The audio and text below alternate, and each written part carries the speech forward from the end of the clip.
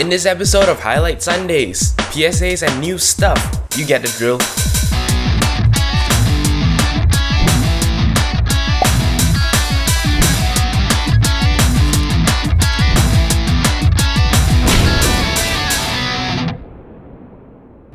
Hello and welcome back to Highlight Sundays. It is the 8th week of 2013 and here are your highlights.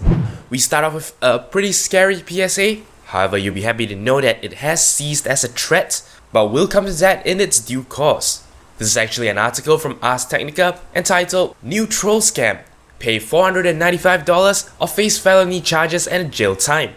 So scammers have really taken it up a notch, and here's what they're doing.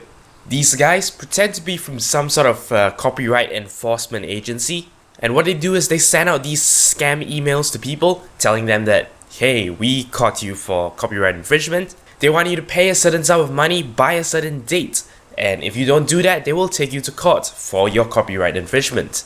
According to the article from Ars Technica, only the government can indict defendants or throw them in jail. In other words, no, you will not ever be legally threatened in such a manner. Now, perhaps what makes this threat, actually scary is apparently the scammers did actually have access to download data.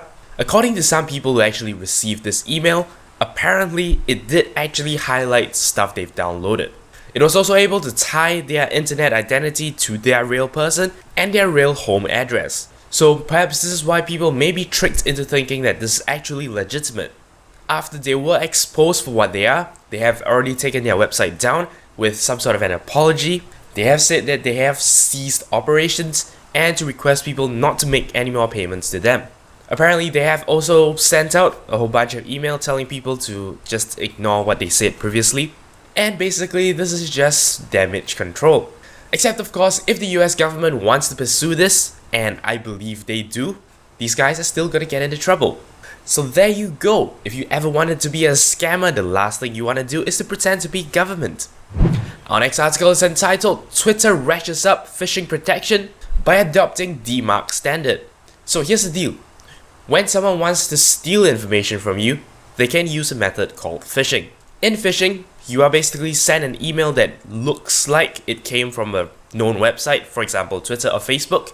In general, it should tell you something sensational like, oh, we've deleted all your friends from Facebook. Click this button to undo the change. What happens is when you click the button, you are prompted to log in, except you are not actually logging into the service you think you are logging into.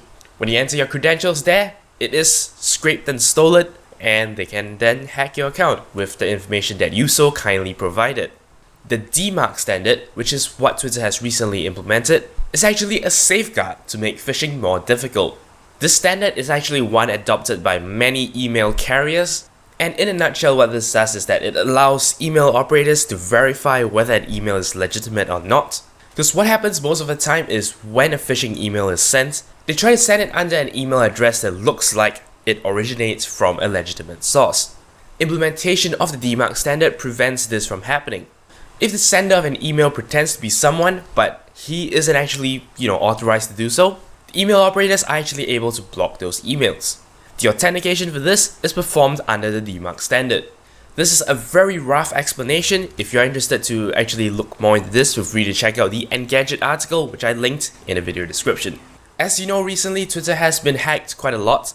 It was not directly established if this was actually, one of their measures to prevent that from happening. But hey, it's good to know that Twitter is looking into security. Our next article comes from Gizmodo and is entitled, This is what it will look like when you wear Project Glass. As you know, Project Glass is a prototype designed by Google. It's been going on for a while now, and basically it is a little screen that you wear, kind of like spectacles. It has Bluetooth communication ability, so it hooks up to your phone. It's able to respond to things like voice commands and stuff like that. And essentially it is one of the prime examples of wearable computing. What Google Glass is particularly famous for is the fact that it is extremely integrated. You can actually ask for directions, you can actually, send and respond to messages. So this is a tech demo video that basically, kind of reproduces the Google Glass experience to sort of let you have a feel of what it's gonna be like. Of course, this doesn't actually use the real product, so it's more of a concept mock-up, if you will. Still interesting to see, I don't know how closely this approximates the real thing, but well, it's actually nice to see the thinking process applied to the design of this device. Once again, link is in the video description. There is a video link as well in the article.